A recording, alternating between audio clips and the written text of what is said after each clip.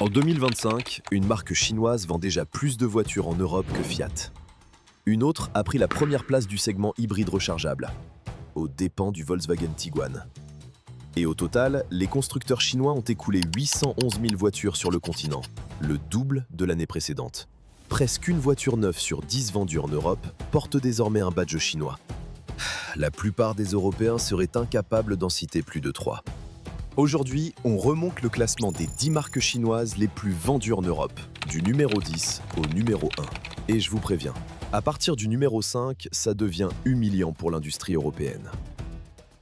Numéro 10. NIO. NIO, c'est le constructeur premium chinois qui se voyait en Tesla Killer. Berline et SUV haut de gamme, intérieur soigné, technologie de pointe et un concept unique en Europe, le Battery Swap. Des stations où vous échangez votre batterie vide contre une pleine en 5 minutes sans recharger. NIO est présent en Norvège, aux Pays-Bas, en Allemagne, au Danemark et en Suède. Les volumes sont encore très modestes, quelques milliers d'unités. Mais NIO installe son infrastructure de swap sur le continent et c'est ça le vrai signal. La marque ne vient pas juste vendre des voitures, elle vient implanter un écosystème. Et une fois que les stations sont là, les ventes suivent. Numéro 9. Zeekr. Zeekr, c'est la marque premium du groupe Geely, le même groupe qui possède Volvo.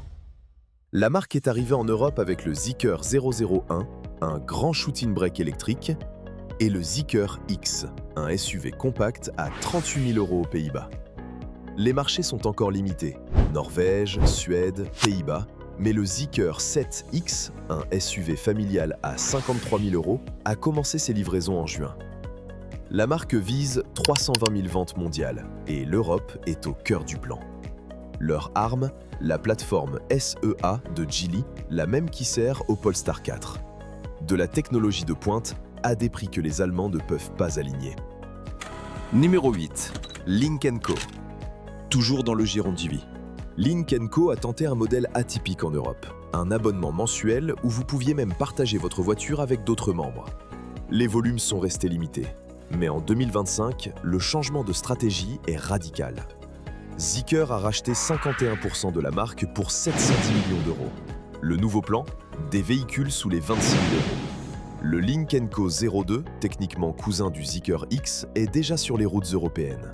C'est encore une marque de niche, mais avec Geely qui injecte des milliards derrière, le potentiel est réel. Numéro 7. Xpeng. Xpeng, c'est la marque premium chinoise qui progresse le plus vite en Europe. Premier semestre 2025, 8338 immatriculations, soit déjà plus que toute l'année 2024. Sur l'année complète, 45 000 véhicules livrés à l'international, dont l'essentiel en Europe. La marque est désormais présente dans 28 pays européens avec 290 points de vente. Plus de 70 showrooms en France, plus de 50 en Allemagne. Le best-seller, c'est le G6, un SUV électrique concurrent direct du Tesla Model Y à environ 42 000 €. Et le détail stratégique, depuis septembre 2025, Xpeng fait assembler ses voitures chez Magna Steyr en Autriche. Production locale. Résultat, plus de surtaxes européennes sur les importations chinoises. Numéro 6. Leapmotor. 33 567 ventes. Et là, on touche à quelque chose de fascinant. Leapmotor ne se distribue pas tout seul en Europe. C'est Stellantis qui le fait. Stellantis, Peugeot, Citroën, Fiat, Opel utilisent son propre réseau de concessionnaires pour vendre des voitures chinoises. En 2024, Leapmotor écoulait quelques centaines d'unités. En 2025, 33 567. L'arme, c'est la T03, une citadine électrique à 20 000 €, 60% du total de la marque en Europe. Pour comparaison, la Renault 5 électrique démarre à plus de 25 000. 5 000 € d'écart pour une catégorie comparable. C'est un mois de SMIC. Et la production locale dans les usines Stellantis vient de démarrer. Les coûts vont encore baisser. Stellantis distribue dans ses propres concessions une marque qui pourrait cannibaliser ses propres modèles. On en reparle dans 2 ans. Numéro 5. Polestar. 47 579 ventes. Polestar, la plupart des gens pensent que c'est suédois. La marque est effectivement basée à Göteborg. Elle est née comme la division performance de Volvo. Mais Polestar appartient au groupe Geely, un conglomérat chinois, et ses voitures sortent d'usines chinoises. Plus 56% de croissance en 1 an. Le catalyseur, le Polestar 4. Un SUV coupé électrique qui s'est vendu à 26 316 unités, plus de la moitié du total de la marque, sur un seul modèle. Et pendant que Polestar explosait en Europe, la marque fermait ses dernières boutiques en Chine. Elle a abandonné son marché domestique pour se concentrer intégralement sur l'Europe. Un pari stratégique sans filet, et qui, pour l'instant, paye. À partir de maintenant, on quitte le terrain des marques de niche. Ce qui suit, ce sont des volumes qui commencent à faire trembler les bilans de Renault, Volkswagen et Stellantis. Numéro 4, Omoda. 52 950 ventes. Omoda, c'est une sous-marque de Chery. Et si vous ne connaissez pas Chery, c'est le plus grand constructeur chinois dont personne en Europe n'a entendu parler. 2 631 000 véhicules vendus dans le monde en 2025. Omoda, c'est le positionnement jeune et urbain de l'offensive Chery. Le modèle phare, l'Omoda 5, un SUV compact disponible en thermique et en hybride rechargeable. 14 500 ventes en 2024, 52 950 en 2025. Multiplication par 3,6 en un an. Et le détail qui devrait inquiéter les Européens, près de 2/3 des ventes Omoda sont des véhicules thermiques classiques. La Chine ne vient pas juste vendre de l'électrique en Europe. Elle vient aussi se battre sur le segment essence et hybride, là où les constructeurs européens se croyaient intouchables. Numéro 3, Jayco, 56 944 ventes. La deuxième arme de Chery. Jayco, c'est le positionnement aventurier. SUV robuste, look baroudeur. Et les chiffres sont sans précédent. 2490 ventes en 2024. 56 944 en 2025. Plus de 2000% de croissance.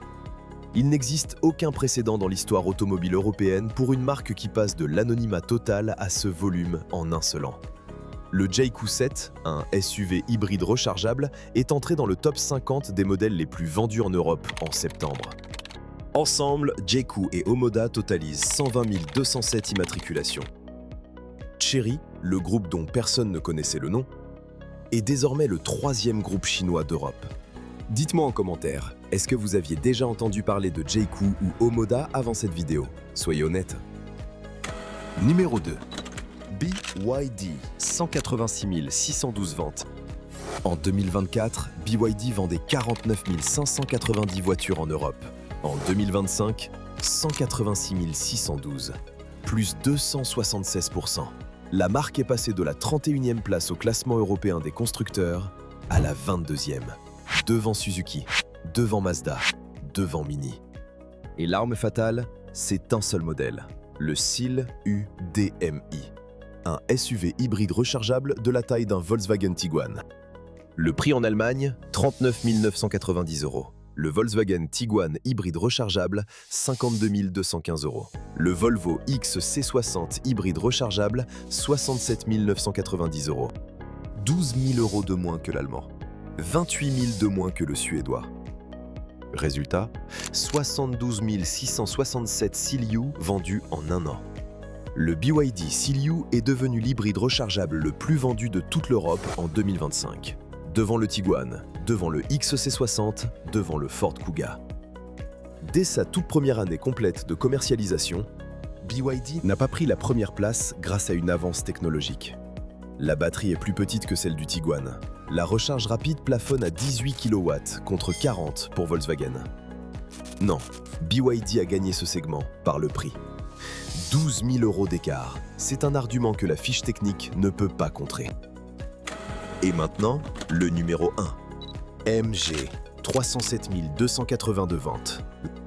MG, une légende britannique fondée en 1924 à Oxford, rachetée par le chinois SAIC Motor en 2007.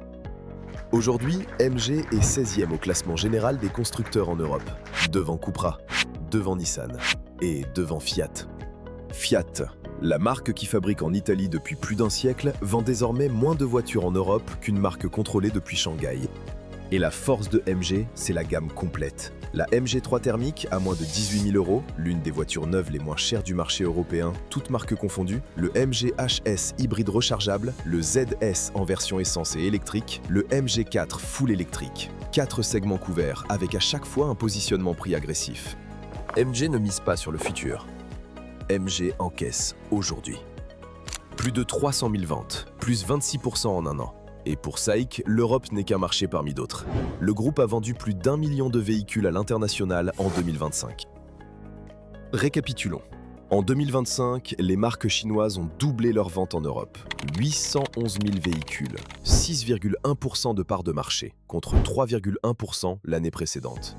En décembre, elles ont frôlé les 10%, 109 900 voitures vendues en un seul mois, du jamais vu. SAIC a vendu plus de voitures en Europe que Tesla. BYD a humilié les hybrides allemands sur le prix. Chery est passé de 17 000 à 120 000 ventes en un an. Et Stellantis distribue lui-même une marque chinoise dans ses propres concessions. La question maintenant, est-ce que l'Europe peut encore rattraper son retard, ou le match est déjà plié? Dites-le en commentaire.